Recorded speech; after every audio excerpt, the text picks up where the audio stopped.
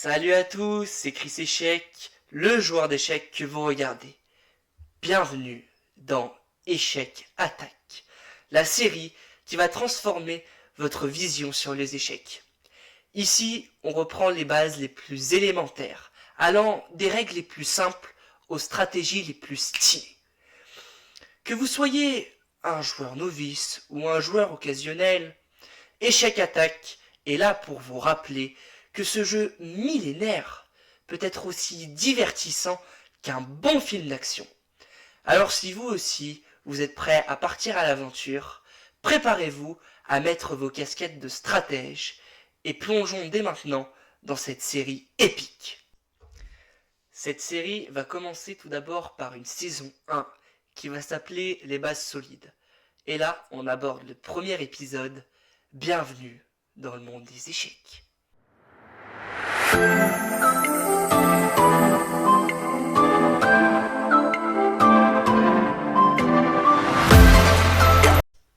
Commençons par notre champ de bataille, l'échiquier.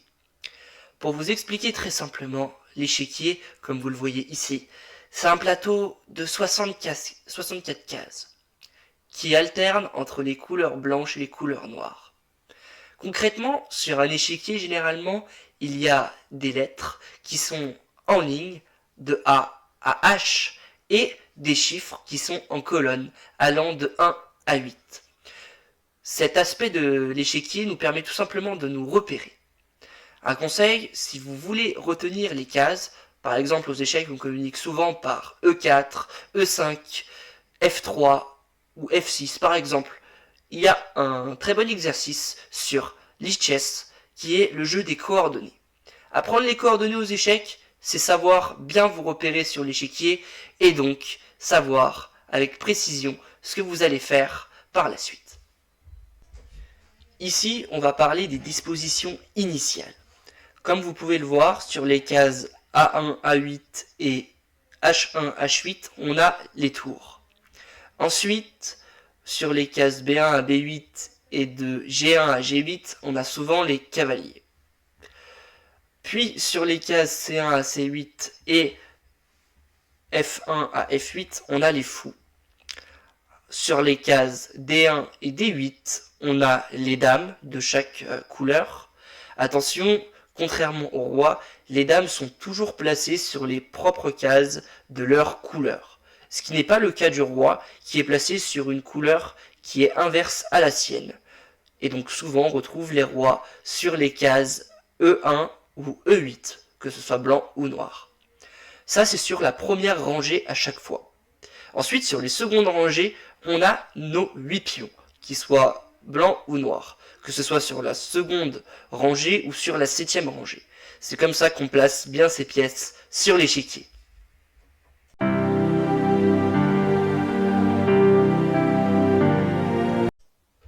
Bon, maintenant parlons de vos héros en couleur. Vous savez, la couleur que vous représentez, c'est celle qui va défendre votre honneur sur l'échiquier. Comme vous le savez aux échecs, il y a deux types de couleurs, les blancs et les noirs.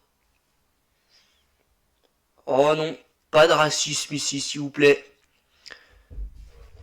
Non, plus sérieusement, vous savez que sur l'échiquier, il y a 32 pièces. 16 pièces blanches et 16 pièces noires.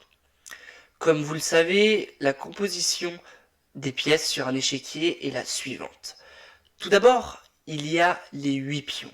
Vous voyez ces soldats valeureux, toujours en première ligne, prêts à aller à la case de promotion.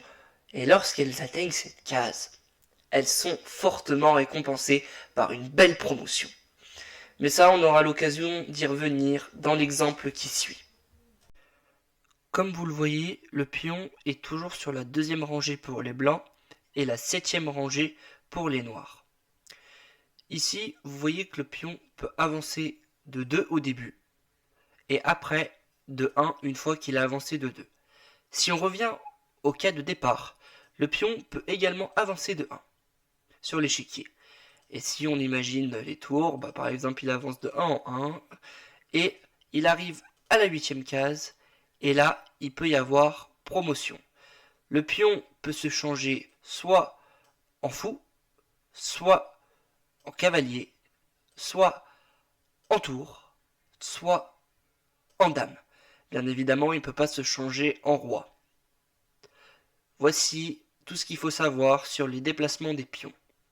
A noter aussi que pour les pions, par exemple, si on reprend le cas de départ, un pion prend toujours l'autre en diagonale. Par exemple, admettons, il y a celui-là, il peut prendre en diagonale, ici, ou alors, il peut choisir de ne pas prendre. Par exemple, on va faire le cas de la prise en passant. Lorsqu'il y a un pion ici noir et que le pion décide d'avancer de 2, le pion noir peut reprendre ici le pion. Ce qui fait que le pion disparaît. Ça, c'est la prise en passant. En effet, ici, le pion a repris. Je vais vous remontrer le cas. Parce que quand il est ici, le pion en avançant de 2 passe forcément par la case B3 pour atteindre la case B4. Et donc, comme il passe par la case B3, c'est comme si on avait eu une prise normale. D'où le fait qu'on appelle ça la prise en passant.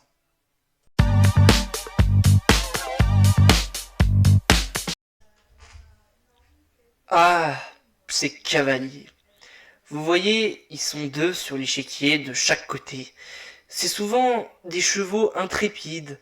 Vous voyez ce qui saute un peu par-dessus tout ce qui se trouve sur leur chemin. Si je devais prendre une comparaison, j'aurais tendance à vous dire que lorsque vous êtes dans une file d'attente, c'est un peu les amis que vous avez à côté qui veulent pas attendre et qui sont prêts à dépasser la file. Et ben les cavaliers sur l'échiquier, c'est pareil. On a l'occasion là de voir les déplacements des cavaliers juste ici. Pour ces mouvements, c'est simple, il faut faire une forme de L. Par exemple, le cavalier va pouvoir bouger ici, comme vous le voyez, parce que il se déplace en L.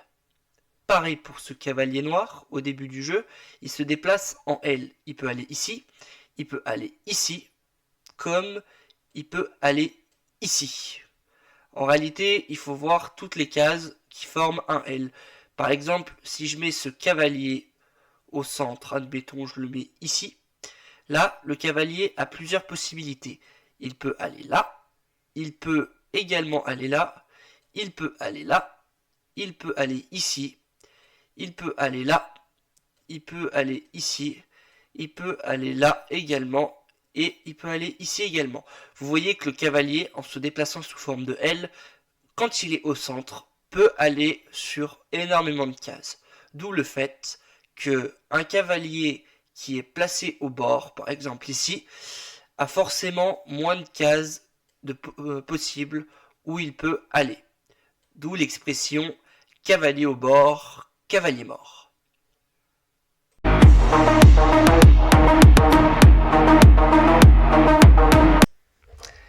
Ah, les fous. Non, je parle pas des gens qui sont timbrés ou sur une autre planète. Là, je vous parle de 2 pièces, qu'elles soient blanches ou noires, qui sont sur l'échiquier et qui souvent se déplacent un peu comme des ninjas furtifs avec leur chapeau pointu en glissant sur la diagonale. Faites gaffe, lorsque ces pièces se mettent en activité, elles peuvent être redoutables et poser beaucoup de problèmes à vos adversaires. On peut voir ici comment les utiliser. Comme vous voyez, on peut voir qu'il y a un fou de case noire, celui-ci, et un fou de case blanche. Généralement, c'est le cas des 2 couleurs pour l'échiquier. Ils ont toujours un fou de case noire et un fou de case blanche. Ici, comment se déplacent les fous? Ils se déplacent, comme je vous l'ai dit, en diagonale. Donc, par exemple, ce fou de case blanche ne va que sur des cases blanches en diagonale. Ici, jusque ici, par exemple. Et c'est pareil pour un fou de case noire. La différence, me direz-vous, c'est lorsqu'on place un fou sur une bonne diagonale, admettons que je place ce fou de blanc sur une case noire comme celle-ci. L'avantage, c'est que ce fou, par exemple, va contrôler toute cette diagonale. Donc par exemple ici, si ces cases sont vides, et ben le fou va pouvoir faire sa loi sur la diagonale. D'où le fait qu'on privilégie aux échecs le fait que le fou puisse être sur de grandes diagonales pour avoir de meilleures perspectives de jeu.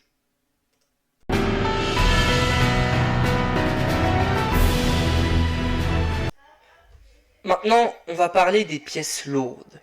Vous voyez, les tours, celles qui ressemblent un peu à des châteaux, eh ben elles sont au nombre de 2 de chaque côté. Leur rôle est très simple. Elles se déplacent sur les lignes et sur les colonnes, comme on peut le voir juste ici. Attention, elles sont très efficaces parce qu'elles sont à grande portée. Sur l'échiquier, ce sont des pièces à ne surtout pas négliger. Comme vous le voyez, les tours ici se déplacent en ligne et sur les colonnes. Donc par exemple, la tour blanche peut aller ici, comme elle peut aller là. Et la tour noire peut aller sur les cases où la flèche passe, et également sur cette flèche-là. Comme je vous l'ai dit, c'est une pièce de longue portée qui permet justement de contrôler toutes ces cases pour définir ses stratégies. La tour est un avantage dans son jeu car elle permet finalement de se déplacer rapidement à toutes ces cases. Par exemple, la tour là peut très bien aller sur la 7ème en un coup, comme celle-là pourrait aller sur la 2ème en un seul coup. Le but justement est de conserver ces pièces longue portée car elles sont considérées comme des pièces lourdes et décisives, souvent dans les phases finales des parties.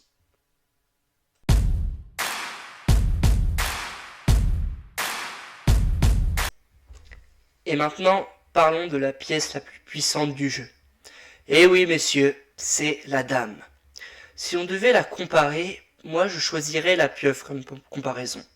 Lorsqu'elle atteint une case centrale, la dame peut toucher énormément de cases, que ce soit sur sa même ligne, sur sa même colonne et même sur ses diagonales. La dame, c'est une pièce centrale sur l'échiquier. Elle protège le roi et c'est celle qui lui permet souvent de vaincre lors de ses batailles acharnées. La dame est une pièce centrale aux échecs. Elle permet justement de se déplacer sur un grand nombre de cases, à la fois sur sa ligne entière, comme elle peut se déplacer sur une colonne entière, voire même les diagonales qui l'entourent. C'est justement cette possibilité qui fait que la dame est comparée à une pieuvre, car finalement, lorsqu'elle se retrouve au centre de l'échiquier, ses cases sont multipliées. Elle peut aller à la fois sur toutes les diagonales qui l'entourent, toutes les lignes qui l'entourent, toutes les colonnes qui l'entourent. Ce qui fait qu'elle est une pièce maîtresse dans le jeu afin de gagner une partie et de protéger son roi au mieux.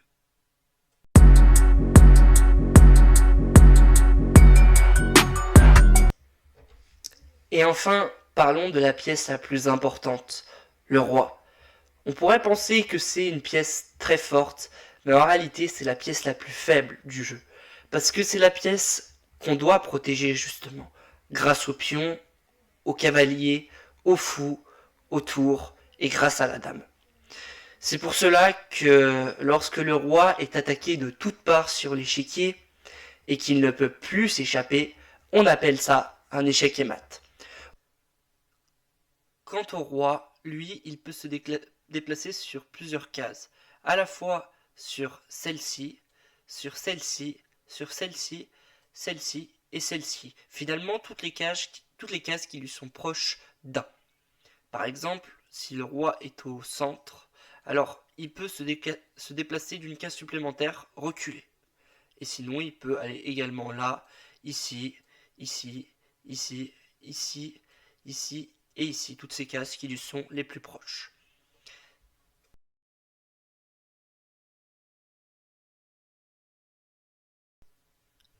Comme vous le voyez ici, on va définir un classement pour établir la valeur des pièces sur l'échiquier.